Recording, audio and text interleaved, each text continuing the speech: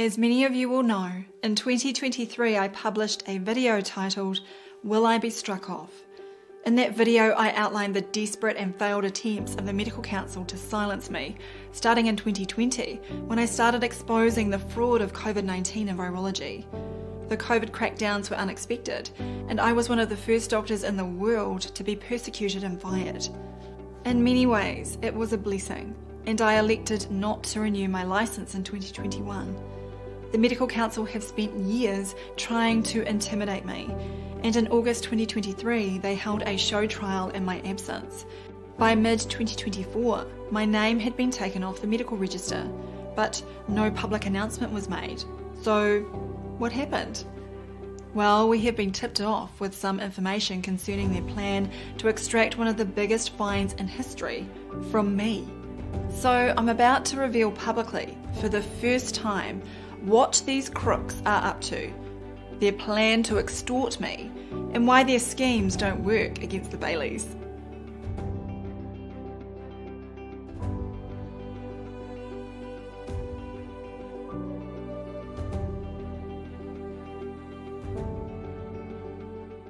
We're very concerned at the moment about the New Zealand Medical Council silencing dissenting voices within the medical community. Concerning accounts of the New Zealand Medical Council saying this is what people who practice medicine have to believe, this is the advice that they have to give, there are to be no dissenting voices on this one.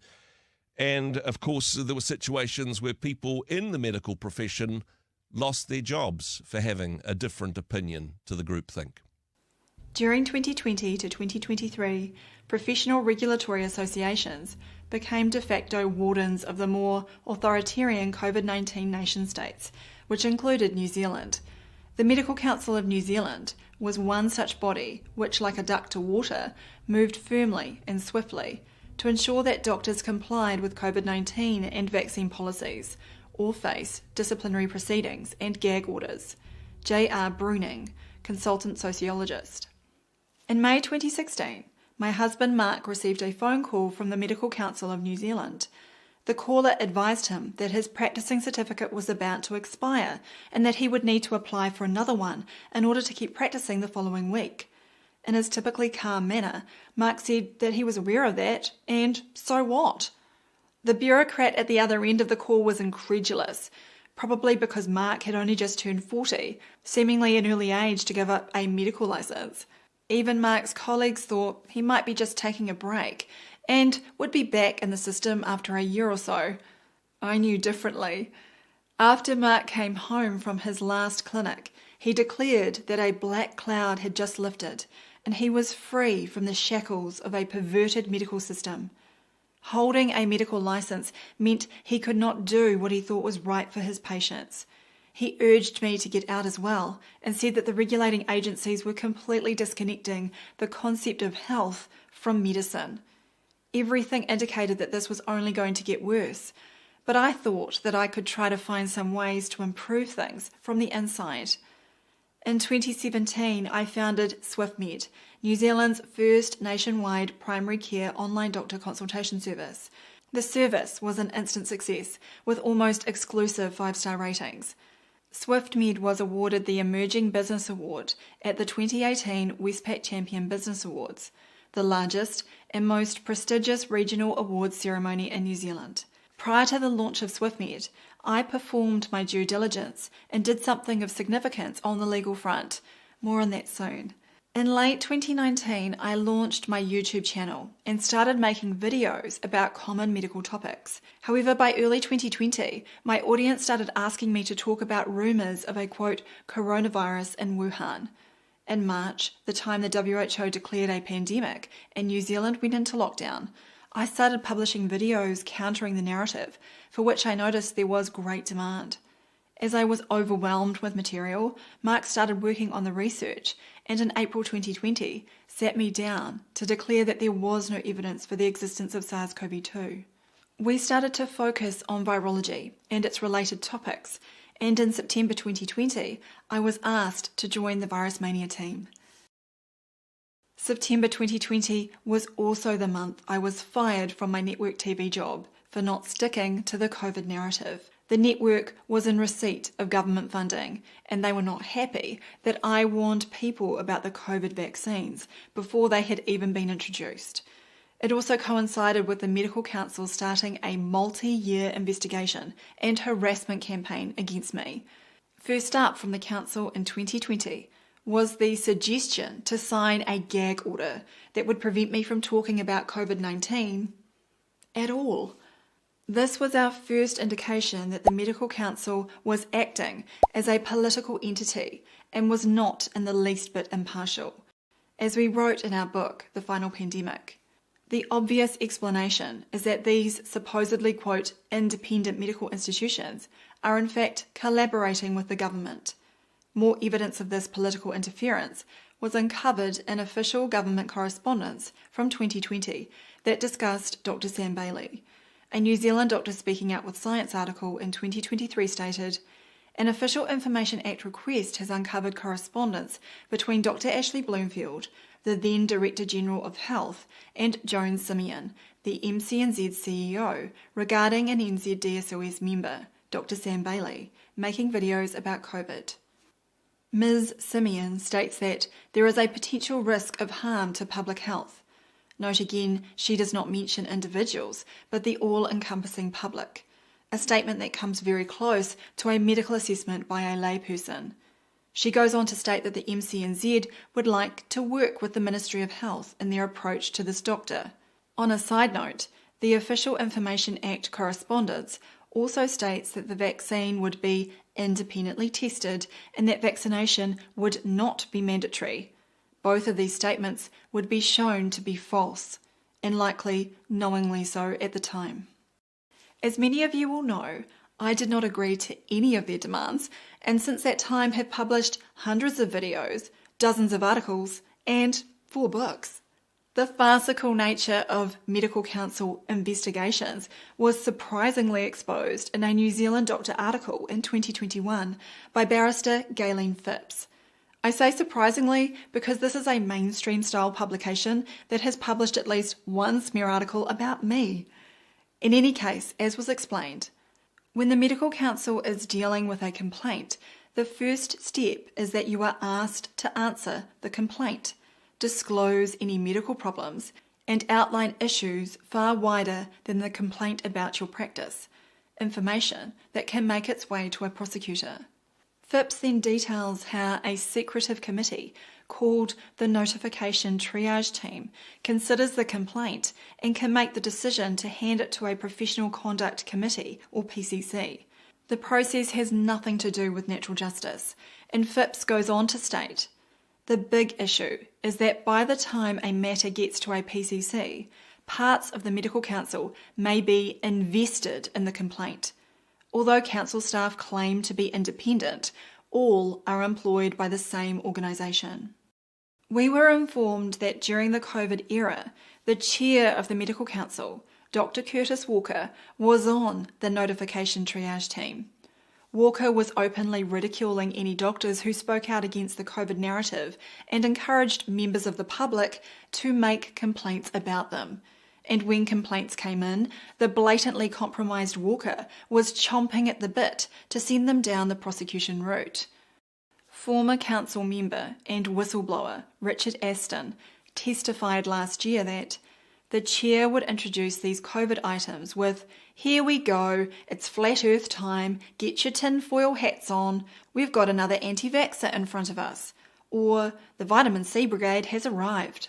The majority of the council went along with this dismissive, ridiculing approach, with maybe 3 people, including myself, not joining in the prejudgment game.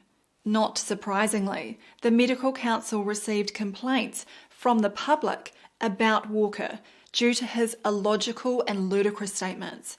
One of their responses to a complaint was, "Council's view is that such complaints or notifications are concerned with Dr. Walker's actions as a representative of Council and is properly characterised as being a notification about Council itself, rather than Dr. Walker's conduct in his individual capacity as a registered medical practitioner." Very convenient. Note how they refer to Walker not acting in his, quote, capacity as a registered medical practitioner. So, How did they think they had anything against me? Their quote case was against my publications, not against anything I did in the practice of medicine. Publishing does not require a practicing certificate. The Medical Council know full well that I never had a single patient complaint. There had been no competency concerns, and no conditions had ever been placed on my licence in 16 years as a registered doctor. Their whole persecution campaign was based on their desire to silence me. You may be asking why they didn't go after my husband Mark, who has been working with me since day one. Well, they did. Despite the fact that he had been out of the medical system for 5 years, they started an investigation during the COVID era, but it was quickly scuttled.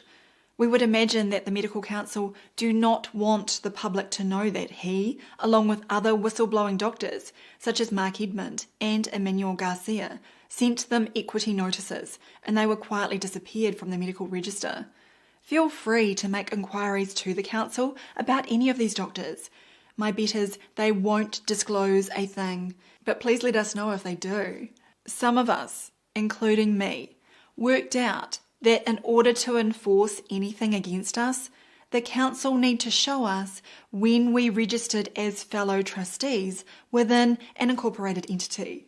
In my video, Will I Be Struck Off?, I outlined the upcoming 1-week show trial that was then held in my absence in August 2023. We are now in January 2025 and nothing has been published on the Tribunal's website. So has a decision been made?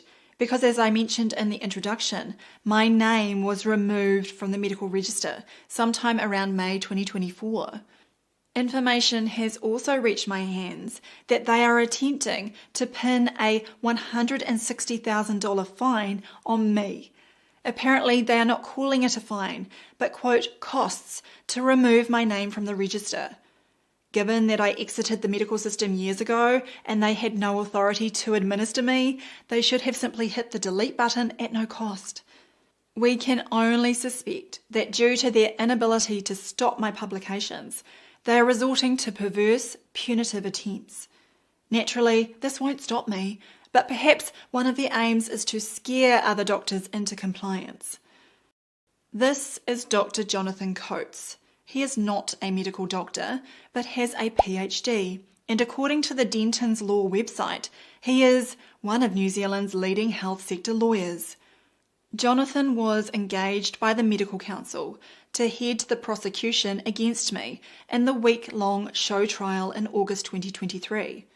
If we go back to the Denton's website, it states that between 2005 and 2012, Jonathan was a litigation partner at Buddle Finlay. Jonathan left Buddle Finlay in 2012 to set up Claro. Now, in 2016, a doctor in New Zealand was informed that the quote, go-to man for medical legislation issues was Jonathan Coates. Apparently, he held significant influence in Wellington, and his word carried influence amongst the government agencies, including the Medical Council. The doctor was setting up a revolutionary consultation service and was concerned that the Medical Council might shut it down. The doctor had a phone call with Jonathan to get his advice, and then paid his firm Claro Law to provide counsel about conducting the service within the medical system legislation. Jonathan's firm provided the written opinion and the doctor paid for the services.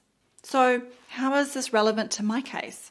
Well, the doctor that Jonathan provided advice to is me. Did Jonathan Coates disclose this fact during the show trial? I can't say because I wasn't there, but the Lawyers and Conveyances Act Rules 2008 states that the relationship between lawyer and client is one of confidence and trust that must never be abused. The professional judgment of a lawyer must at all times be exercised within the bounds of the law and the professional obligations of the lawyer, solely for the benefit of the client. Furthermore, it states that a lawyer's duty of confidence commences from the time a person makes a disclosure to the lawyer in relation to a proposed retainer, whether or not a retainer eventuates. The duty of confidence continues indefinitely after the person concerned has ceased to be the lawyer's client.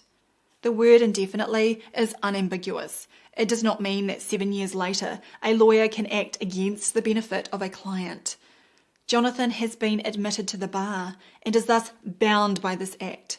He has acted against me, a former client, so he might want to check with the Law Society of New Zealand whether they are okay with this.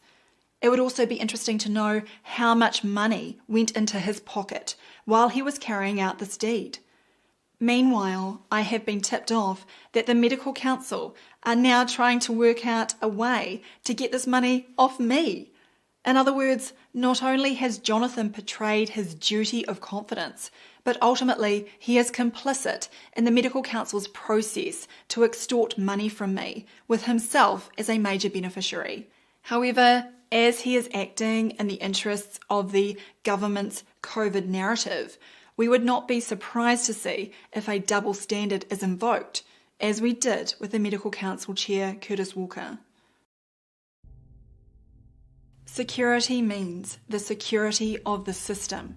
If you threaten the system, then you are a threat. Then right and wrong apply to you, and anything that you have done that appears wrong will be used to punish you. But if you support the system, then you are not a threat. Then right and wrong don't apply to you. Darren Allen, The Fire Sermon. The stench of corruption has been everywhere since the fraudulent declaration of a pandemic and the first unlawful lockdown of New Zealand on the 25th of March 2020. I was the first doctor that the Medical Council tried to silence because I was exposing the foundational fraud of a manufactured health crisis. Then in 2021, they started trying to silence the doctors that disagreed with vaccine and mask mandates, doctors that lost their licences when they put informed consent and autonomy above government-backed fear campaigns and Medical Council threats. The Medical Council has become nothing more than an enforcement arm of government policy. The public need to know that along with the disciplinary tribunals, they are second-hand dealers in pseudoscience and enablers for the pharmaceutical industry. As I wrote in the Canberra Daily last year, the implication is that it cannot be assumed that a licensed doctor will be open with you about your health interests. You can also watch my interview with Dr. Sam White, where he discusses the medical cartel operating in the United Kingdom. So, how has the situation come about? Well, there are several factors, and one of the most important is that expenditure on health now exceeds 10% of GDP at the world level. Our regular followers will know that health is actually a misnomer in this setting, for much of it is related to damaging allopathic practices and pharmaceutical spending. It is a multi-trillion-dollar industry, with the global life and health insurance industry currently the biggest industry. If you didn't know how rotten the entire thing has become, then you would be wise to take a peek behind the curtain. We have plenty of resources on this subject and would also recommend the coverage from John Rappaport and Paul Kurdenek. The key point is that the vested interests want to maintain the industry and will try to shut down dissenting doctors in every way they can. The research from Mark and I will remain focused on dismantling the highest levels of virological and medical science fraud, as well as how to achieve true health. However, we will also continue to expose some of the tyrants and their parasitic legal friends who enforce the farcical COVID narrative and terrorise doctors into compliance. Knowingly or not, they are active participants in the fraudulent pandemic industry, and our community needs to know how they are profiting at the expense of the public. Thank you to all of our supporters and those who tip us off with important information. Please share this video far and wide so more people are aware of what is going on. Mark and I don't plan to stop anytime soon, so stay tuned for more updates. But I tell you, love your enemies and pray for those who persecute you. Matthew 5:44. If you enjoyed this video, please visit supportdrsam.com